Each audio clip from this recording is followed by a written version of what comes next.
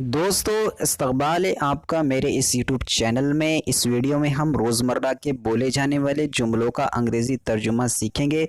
यहाँ पर कुछ जुमले दिए गए हैं, जैसे कि मुझे किताबें पढ़ना अच्छा लगता है, मैं सब कुछ जानता हूँ, मुझे इसकी परवाह नहीं है, मुझे किताबें अच्छी लगती है। इस तरह के जुमलों को हम अंग्रेज़ी में ट्रांसलेट करना सीखेंगे। तो चलिए शुरू करते हैं।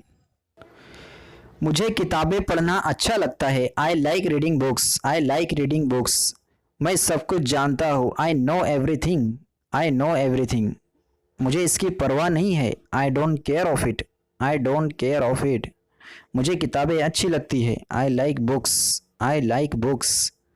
वो बाहर जाने की कोशिश कर रहा है। He is trying to go outside. He is trying to go outside. उस्ताद हमें पढ़ाते हैं। Teacher teach us. Teacher teach us. मेरे स्कूल का नाम ग्लोबल हाई स्कूल है। My school name is Global High School. My school name is Global High School. मैं school car से जाता हूँ। I go to school by a car. Thanks for watching guys.